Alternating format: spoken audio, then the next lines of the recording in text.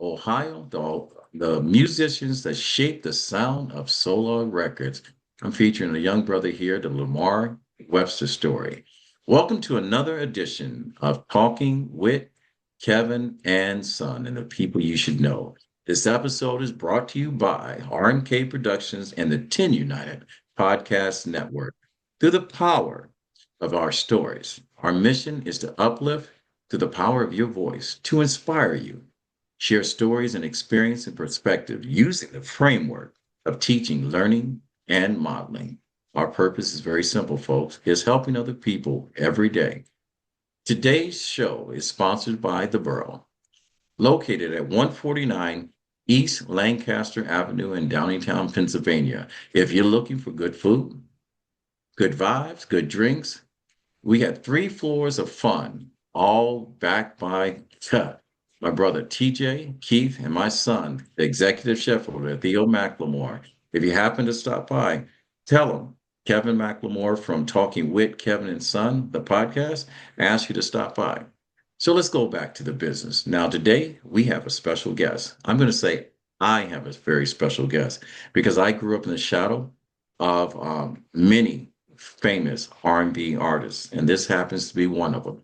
My brother from another brother from another mother, my neighbor, good friend, talented bass player and photographer, Mr. Lamar Webster, a self-taught musician from Dayton, Ohio, a former band leader of the R&B group Radio Player.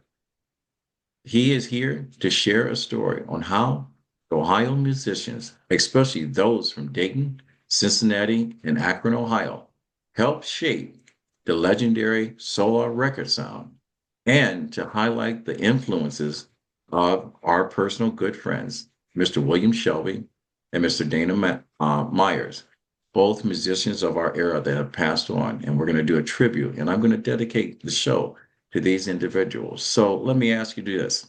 I want you to sit back, relax, and get ready for an inspiring conversation that will connect you to real music, the history of real music, and to a legacy of what Ohio, bringing on the funk. This is Kevin McLemore, and you're listening to Talking Wit Kevin and Son. Mr. Webster, welcome to the show. How you doing? I'm doing great. Thank you, man, for the opportunity to speak with everybody. All right, all right. Lamar, 2 years ago, we had your brother, Dallas.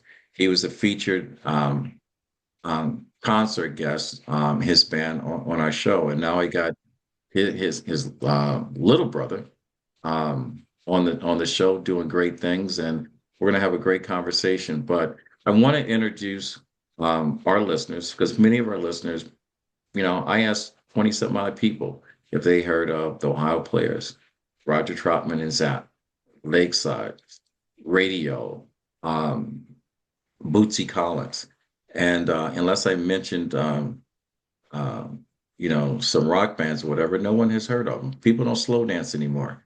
All the music, no one really actually plays an instrument. They synthesize everything. So beyond digital, I'm hoping this conversation brings the soul back to our music, brings the relationships back to our music, and actually brings the music back to our music instead of just being a formula that's produced for profit. So, with that said, do me a small favor. Let's pull back the layers of a little bit about who you are, what the Dayton experiences was like, and how you actually got into being in a band. So, where'd you start? Well, I started in a section of West Dayton called the Westwood because of the elementary school that our neighborhoods we all went to, including yourself. True. And we actually grew up less than 5 minutes from each other. So we are all in the same neighborhood. However, at the time, we didn't know that the people that grew up in our neighborhood were going to be so influential in the music industry, particularly in the soul and R&B music, because in our neighborhood, you had Danny Webster from Slave, Mark Wood from Lakeside, Thomas Shelby from Lakeside, Will Shelby, his younger brother, who was with Dynasty. You had Walter Junior Morrison, who was with the Ohio Players. And these guys are just all within walking distance, less than 10, 15 minutes from our neighborhoods. And it was a very, shall I say, interesting time because back in our part of the country, we had basements and garages. And in the summertime, you always had somebody playing music, or you heard somebody practicing drums, or even singing in their living room to get ready for the band or what have you. So that was just, to us growing up, that was just a normal thing that we saw. Once we got to high school, even before when we were at Westwood in the sixth and seventh grade, I remember they had talent shows. And of course, I went to Rolfe, and then you guys went to Roosevelt, another high school. But when we got to high school, the talent shows to me reminded me of the movies Dreamgirls and The Five Heartbeats. For It was that. like a combination of, what kind of clothes can we get so that we look different than the other guys, or what kind of moves can we do so that we can be up on, what kind of equipment can we have, and so on and so on. So it was real competitive, but it was a friendly competitive nature, to the point where if you didn't do good at one talent show, you had the opportunity to correct your mistakes and do better at another talent show. Because at that time when we grew up, Kevin, you had Rolfe High School, Dunbar, Roosevelt, Fairview, Meadowdale, Belmont, Stivers, and Kaiser. All of them had talent shows. So just about every other month, you had a chance to be and enter into those talent shows. I forgot Colonel White, which is another, major school as well. So it, to us growing up, we just thought that was a normal thing to do. And I think because we also had the show wagon and the showmobile at the parks, and then we had the recreation center, Princeton Recreation Center, Westwood, Baumberger Center, they all had music, and bands would be practicing. So the thing that I think that sets Dayton apart from a lot of other cities, especially in Ohio, is that the musicians had a place to play. Right. They, famous guys like, Steve Shockley, Jerry Johnstone, guys like that, they were playing as teenagers in some clubs sometimes when they got a chance to. And so Dayton was just a musical hotbed, and it was on the I-75 corridor. So you got Cincinnati, you got Hamilton, and then you got Dayton. And that corridor, I call it the Southwest Ohio Funk Corridor. And that's where a lot of the major groups from Ohio came out of: Cincinnati, Hamilton, and Dayton. Something you take me back, um, because of listening. For our listeners, just to let you know that um, Lamar is famous in our neighborhood. He is famous. His brother Dallas is famous. All the names he mentioned, and these were guys that we hung out with, singing on the street corner. These are the guys that I used to sneak up as a little kid and try to get a peek in, hoping that they would recognize me to let me sing with them and whatever, because I can carry a little bit of a tune. But these are guys when they performed used to come back, and we used to have barbecues at Mrs. Shelby's house and everyone else's house, and we're allowed to be fans, whatever. This is when music was really music, and this was it's just like with the start of rap. It said talked about a message about our communities. We talked about, remember the parties in the basement of different people's house when we slow dance or whatever and all that. This was the music that shared our experiences about what was in our heart, getting to know someone, our experiences of how we dreamt, and where we wanted to move on. I mean, you're wearing a shirt by the Ohio Players. They're all album fire. All right. Right, right. Let me ask you this. I mean, I know me as a kid, and now having the honor of having both you and your brother on my podcast, and having you guys perform, I was a big fan.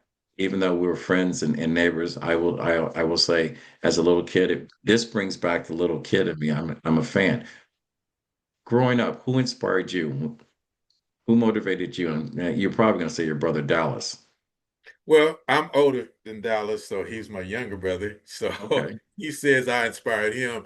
But who inspired me was some local neighborhood guys, but of course the Ohio players. The Ohio players inspired all the musicians on the west side of Dayton. True. But when I was about 12 or 13, I could walk up the street to see a band rehearse. And that band was over at Johnny Frederick's house. We call him JT now. And in that band was Mark Wood. He was a drummer back then. Steve Neal, he was the bass player. And Cornelius Woodall, he was the guitar player. So they had a little band, and I used to go and watch them rehearse. I think they had a guy named Robert Young who played sax. Johnny himself was playing congas, and Bobby Owens will be there hanging out with us also. And then Mark Wood left the group to sing with the Nomads and the Young Underground. So he was originally a drummer. And then when Mark left to go play drums, then Bobby Owens took his place on drums.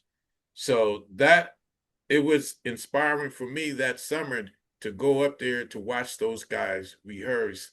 And I remember when Cold Sweat came out in '67, I was playing with the band at that time. And I ran up there and I told Johnny and them, I said, we got to learn this new song by James Brown called Cold Sweat. And it was just an exciting time. I remember some of the songs we were learning back then was Memphis Soul Stew by King Curtis, uh, Tighten Up by Archie Bell and the Drills. Those were some of the songs I remember that we played. The Horse by Cliff Nobles. So uh, by being in a band as a teenager, uh, that was inspiring. And I only got to do a couple of gigs with them, and one of the gigs that we did was at Wesley Center. They had a teen club over there off of Third Street, at the Wesley Center, and we did a gig over there. And I just remember that feeling of being on stage and playing music and watching people to see how they felt.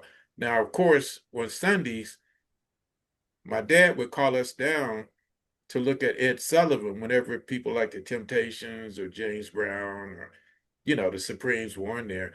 And I remember when James Brown was on there, and I just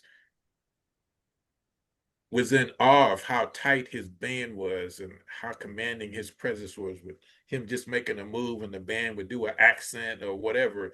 So I just grew up as a teenager loving music, and I really like the live albums. Stevie Wonder Fingertips, that was a live record when that came out. James Brown live at the Apollo, that was a live album. Donny Hathaway live when that came out. The energy that you hear and you feel from the audience of the people just going crazy because of the musicianship. And a lot of my fellow musicians from the West Side, they all remember when the Beatles were on Ed Sullivan in 1964, I believe. Yeah. It was like a, a breakthrough moment of that, to see the crowd go that crazy over some musicians, and it gave us inspiration. So It's amazing. A lot of um, groups today that crossed over to R&B, and it was started out in our neighborhood. It was soul music then it became R&B. right, They pay tribute to funk. Funk is the sound of Ohio. Today's music it's different. It's different. And looking back as a conversation we're having right now, and you're looking forward, what is the difference from your standpoint of view being a musician? What's the difference in music today and versus the music that you grew up performing and that you're performing presently? Because you're not out of the picture right now. Um, is the spirit of music different?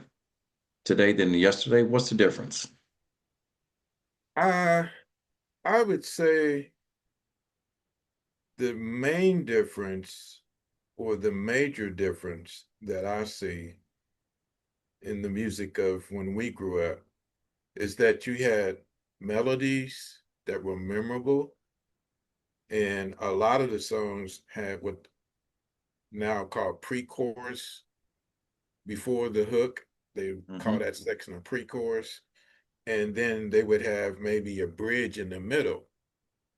And most of the songs today, a lot of guys that I follow on YouTube, they discuss about the lack of bridges and turnarounds. It's mostly just a verse and then a hook, and a lot of times the music, the keys doesn't change or whatever. So I think basically the music, the songwriting craft we got from the Motown because of the 60s Motown sound. And that taught a lot of us how to write based off of that. And then you had Curtain Records and Philly International and then Stax. So those songs back then, a lot of people still remember those songs because they were crafted differently. Al Green, Let's Stay Together. It's a memorable song. It's a memorable hook. You remember the lyrics in the verse. You remember the story that those songs told about. And I think that's what is lacking in today's music. The songs, a lot of the songs are not memorable. They don't have strong hooks and strong melodies. And the reason why I asked that because there's a record producer that comes into our club, and I keep sharing the music. He doesn't listen to the song. He listens. He has 34 seconds, 35 seconds. He goes, you should repeat this line. You should repeat this. It's a formula in music, and people have gotten away with it. I mean, you and I have shared music, and one thing that you had mentioned, there's a story behind it. You talk about the pre-chorus. You talk about the bridge, and the story behind it. We don't have that in the music. We just have noise. Um, so you're still performing right now, right? Not live. The Okay. last time I performed, see, my brother Dallas a couple years ago asked me to come to Dayton. I was at that time I was living in Alabama, so I came up to Dayton to do a Friday and Saturday night with his group, Top Secret. And that was the Okay. last time I actually did a live gig. All right. Oh, so you know something? You were actually featured in the concert we did 2 years ago. Right. I That was was, taking pictures, still yep, pictures at that yep. show. And you're a photographer now. How's the transition between the creative process of music to photography? I mentioned earlier on that you're a photographer, and as soon as we get through that, I'm going to ask people how they get in touch with you, and then we're going to talk about Will and Dana and the impact they had on Solar Records. So, how did you get into photography? I got into photography from a mutual friend. His name is Clifford Bailey, and we went to high school at Roth together. So we had went to a couple of concerts out in LA, one in San Diego to see Lakeside, and then the other concert a few months later was to see The Deal, and it was at a casino out in the Inland Empire. And so he Mhm. saw my pictures that I had posted on Facebook. So he told me, he said, "Man, if you get a digital camera, I'll show you a few things because you got a pretty good eye for taking pictures." So Mhm. I bought a camera and then he showed me a few things. And I remember when I went over to his house, because I knew that he took camera photography in college. And but I didn't want to learn it to the point of developing film and all that, so that's why I bought a digital camera. And the thing that struck me when I went over to his house was all the pictures that was in his house were all pictures that he took and Mhm. he had framed. And I thought that was just really cool to have your own work displayed in your house like that. So I'm in the process of doing that here, this place that I just moved into. But anyway, I got a camera and he told me what books to read and what magazines to read. And the more that I looked into it, the better that I liked it. And I found out that for me, of course, concert photography was what really sort of got me inspired. So because I already knew a lot of musicians in Los Angeles at the time, then I was able to get in to see a lot of shows and be on stage and backstage to take pictures. So I just applied myself and got better and better over the years. So eventually I took a couple of lighting classes so that I could do professional headshots in the studios and whatnot.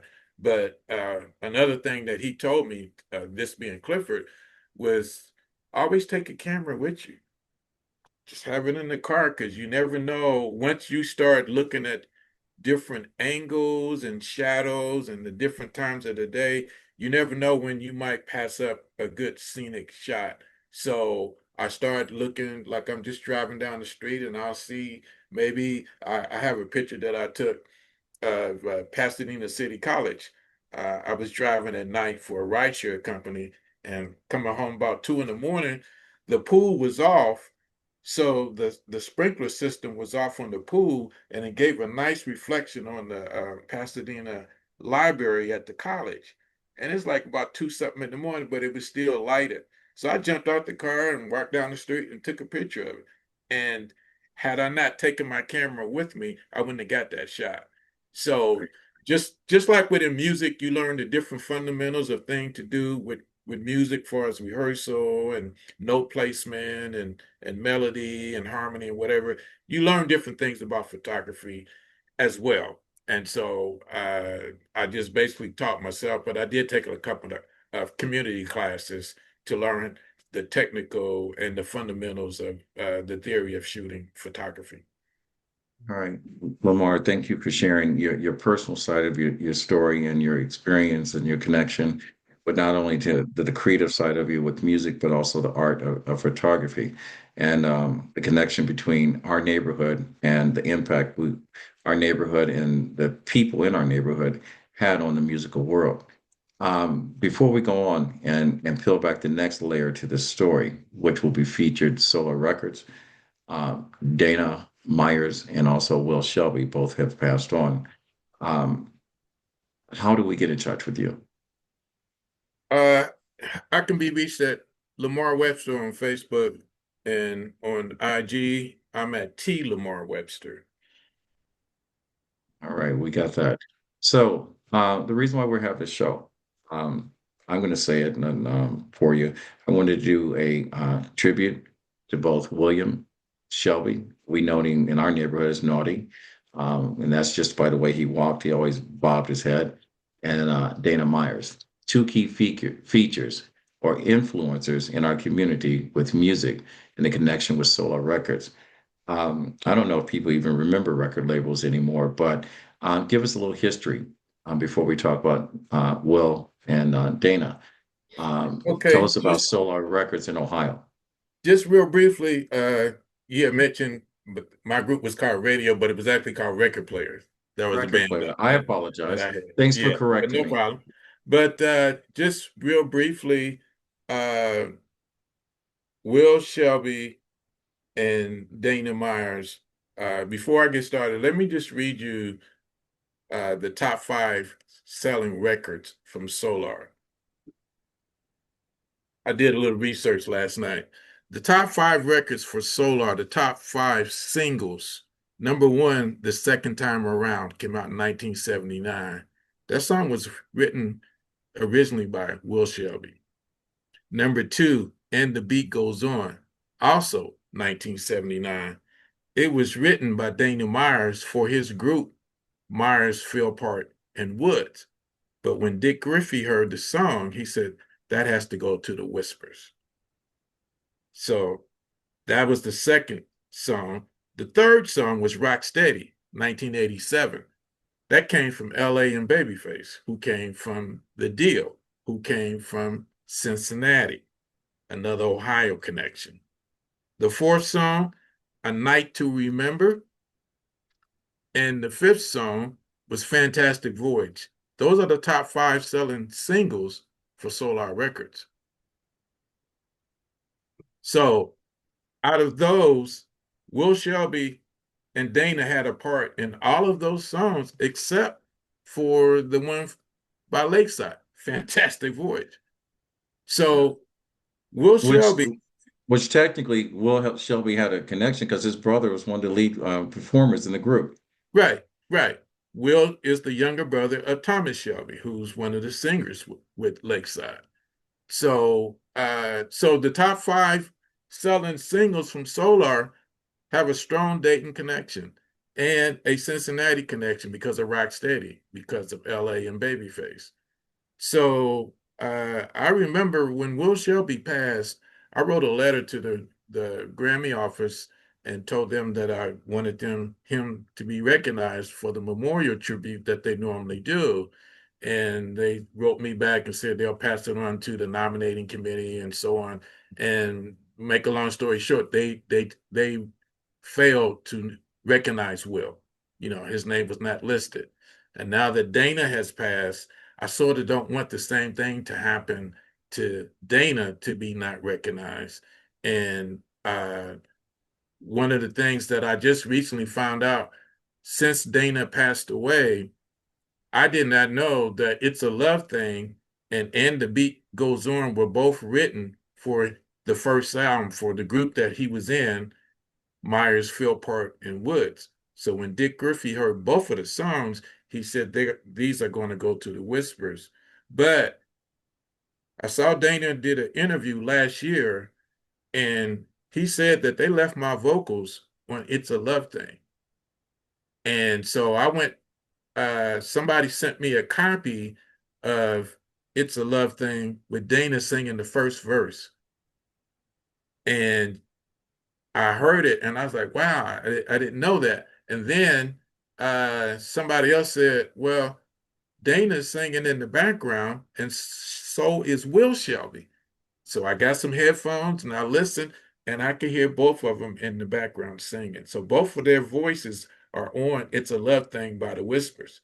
The Whispers just came in and did the lead vocals, which Dana sang the lead vocals because Dana sang. I found out also that Dana had the capability and musicianship that Dana would sing all the demos for all the Shalimar stuff. So when Howard Hewitt got into the group, he just basically followed the lead that Dana had already laid down. Dana would go in the studio and sing all the background vocals and sing all the lead vocals for most of the stuff that he was writing. And then the other singers would just come in and basically would just follow his lead on what he already had laid down. So to me, him and I found out another story about Will. You mentioned that you guys call him Naughty because he used to nod his head. I found out Yeah, later the reason he was nodding his head is because he was already being a creative back then as a teenager. He right. was hearing songs in his head and he was working out lyrics and stuff in his head. So that's where he got that little nod from because he was already cooking up new stuff in his head. So when he got to LA, his roommate told me that he talked about this song that he had wrote about a female that he grew up with in Dayton.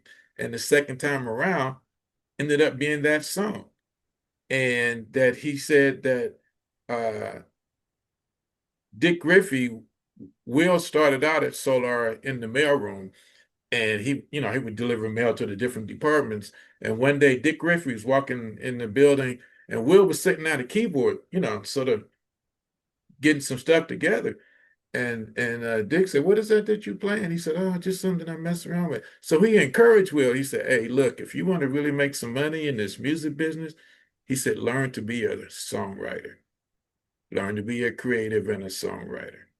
And that gave Will that encouragement to, go ahead. And eventually he worked his way from being in the mailroom to being in the studio with Leon Silvers and the quote that they call themselves the Throwdown Brothers, which include Hmm. Kevin Spencer, Steve Shockley, Leon Silvers, and all the other guys that worked, including Dana. They were called the Throwdown Brothers, Wardell Potts on drums, because they were like the Motown machine.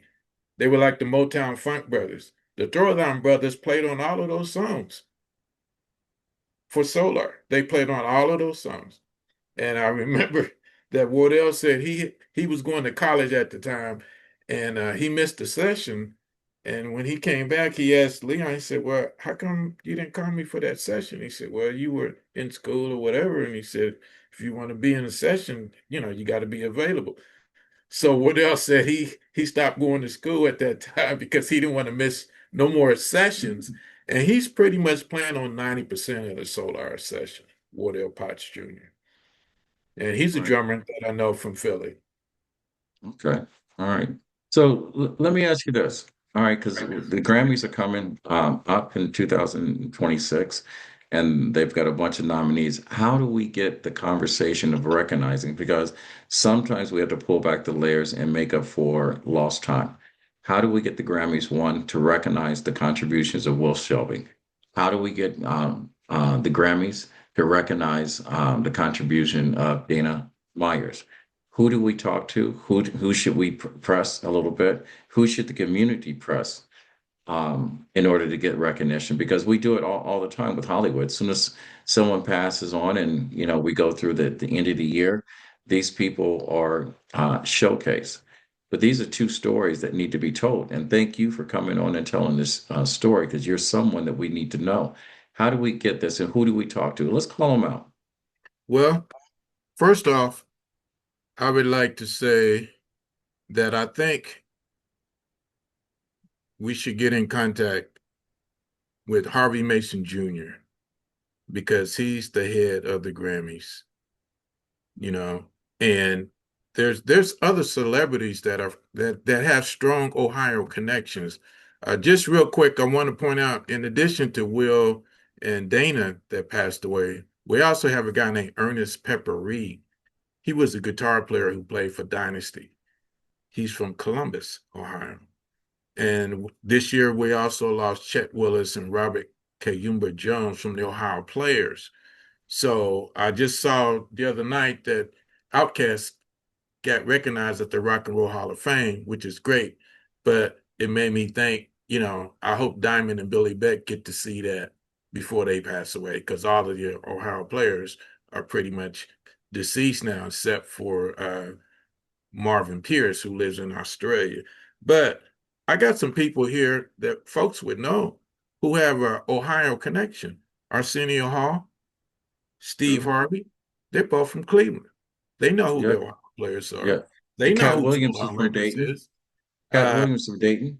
Cat Williams, John Legend, Halle Berry's from Cleveland. Van Hunt is from Dayton. John Legend is from Springfield. So these are people that are well known in the industry. They know about the Ohio players. They know about Solar Records. And I think if we get these people, Magic Johnson, he knows about the Ohio players as well. So these people can help sort of raise the bar and give us a little bit more insight into getting these people recognized. And I'm not saying that they should do, I mean, my dream and my wish would be for them to do a Solar Records tribute at the Grammys. Right. They got the hits that could do it. They did one for The Time, they did one for Prince, they did one for Earth, Wind, and Fire. So they should have a Solar Records tribute at the Grammys. Yeah, You I know, agree with that. And the fact that Ohio players, when you ask why they have not been recognized, and you said it before, um, you got two of the remaining members of the group still surviving. And I think everyone should live long enough in order to see them on center stage and be inducted to the Hall of Fame. I don't know the reason why they keep getting overlooked, and I'm lying because I've heard rumors about conversation exactly why. So I'm hoping that's not true. So that's the reason I'm not repeating it. But they should be recognized. We should be I recognized for the I went contributions. I went to the Rock and Roll Hall of Fame last year and visited, and I didn't get a chance to speak to anybody there, but they did have two booths and these little kiosk booths, and it asked, who would you like to see to be nominated for the Hall of Fame? And I looked and I didn't see too many black groups in the first 50 nominations, the first 50 slots that they had. So I filled in the Ohio players as many times as I could, be allowed, but maybe something with a grassroots level, or maybe two or three busloads of people going up there and putting their names in that little ballot box might help them move up in the listing. I'm not really sure, but I heard some rumors as well about why they're not in the group, in the Hall of Fame. But my thing is this: whatever happened outside of the music, you can't take away what they did with the music. And they were actually eligible. You're eligible for the Rock and Roll Hall of Fame in your 25th year of your first release. So I think their first album came out in 68 or 69 Yep. on Capitol Records. So they're like way overdue. And as me and you and other people know, Sugarfoot, his vocal alone influenced so many people who are in the Hall of Fame. Maurice Right. White, Lionel Richie, you know, and on and on. So that's a separate thing. But because Dana just passed away, I really wanted to just bring light to his contributions as well as Will's contribution, because I mean, they should be recognized when they do the Grammys as well as when they do the BET Awards and the Soul Train Awards. But I think I just read somewhere recently that they've been put on suspension for lack of interest, I guess. So I don't even know if they're going to have a Soul Train Awards anymore right now. I mean, that's all political because of the current Yeah. climate that we got Well, in the I, country. I am saying this, over and over again. They are trying to erase um, our contribution to everything that we've done. Um, you cannot kill the culture. You cannot kill the sound. You cannot kill the generational gap that's connected one generation to another generation through our music, our experience. You can't kill it. You can try to stifle it, which they are trying to do. You can try to redirect it, which they are trying to do. They're Right, trying to recreate a connection to where ownership is not theirs, and they're trying to take the value and place it someplace else. But they cannot undo what's already been done. Now, the one thing that we can do, and I'm going to send this out to my listeners. All right. I watched this with the Grammys of a young country artist that basically a video popped up with him using a word that's not politically correct. He lost all of his sponsorships one day. He lost his record deal the same day, and he lost everything else. But what happened was a community got together and they backed him and took his song that was not at the top of the record charts and made him number one, which is going to bring a conversation that I'm going to have again about the Grammys and where music is coming from. But where I'm going with this to my listeners, and I want to reach out and not only talk to the mindset of musical listeners, but I want to talk to the heart. Start listening to some of these songs, play them over and over, comment, play it over and over, download over and over these songs. Excuse me, these songs by William Shelby, Dana Meyers. Do it. Ask your friends to do it for 30 straight days from here until the first of the year. We're in November. Do this every single day and ask 10 people that you are connected with to do that every single day, and ask those 10 people to do it to their 10 people every single day. Be so loud in your support of these individuals that your voice is heard. Because life does reward action. We can ask and plead all you want. But one of the nice things about my podcast is that I always tell people don't like or comment or follow if you're not a person of high call to action. And I'm calling to my friends that are high call to action people. They don't drive by an accident, they stop to help.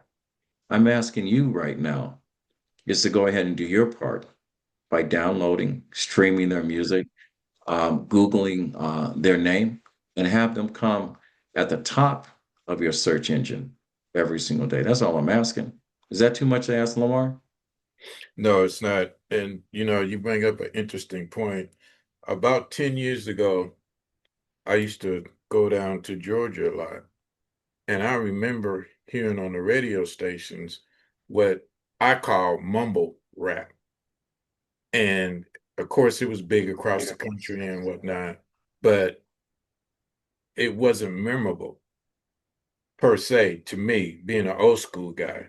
And now, just recently, I read something that for the first time in about, I think, 25 years, that there was not a rap song in the Billboard Hot Top 100. So there's a change in the music, coming through, and the powers that be, they're trying to mold it to be something else. But uh, I would say that as we craft songs and as we try to learn to write stuff, when you look at who came before us, the Otis Reddings, Aretha Franklins, Donny Hathaways, and so on and so on, they had great tunes, they had great songs, and they told great stories in those songs.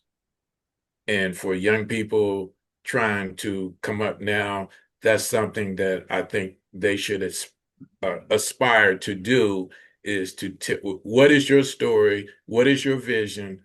What is it that you're trying to tell in your song that you're trying to create? All right. Well, we've covered a lot of information. We've shared some personal stories. We've given a different perspective, and we've also listed a call to action. And I hope that my listeners are listening. I want to ask you, Lamar, what are you working on now? Right now, I'm working on my group record player.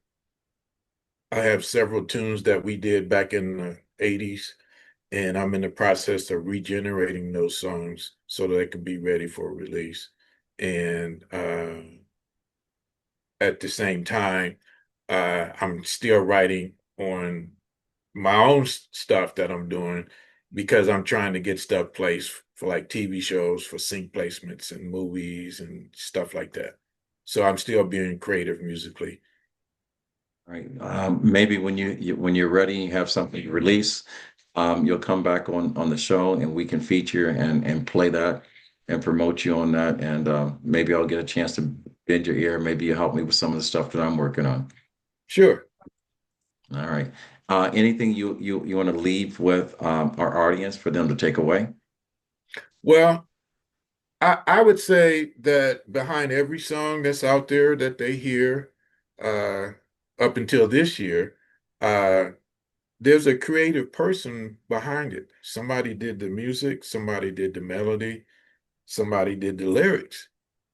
And uh, the people that we mentioned, Will Shelby and Dana Meyers, and some of the other people in their crew with the label, they wrote all that material that became big hits for Solar Records. So when they pass, I think it's a disservice to them not to have them mentioned on these award shows when they talk about the people who passed away during that year or that time period. And I just would like to see that a change comes about on that, so that those people are recognized for the work that they've done. Yeah. Thank you. Thank you. So, Lamar, I don't know how many different ways that I can thank you. I have a hashtag that says find 1,000 reasons to be kind to someone. That's my little hashtag, but you've exceeded that number. And I want to thank you for sharing your story and reminding us of how powerful legacy and creativity can be when it comes from the heart. To our listeners, I want you to remember that music is just more than sound. It's a reflection of our journeys and our spirits. If you've enjoyed this episode, make sure that you follow, subscribe us on on our YouTube page at RMK Productions and Networks. Or if you want to reach out to us and be a guest on the show or have someone that you would like to have their story featured on there, visit us on our webpage.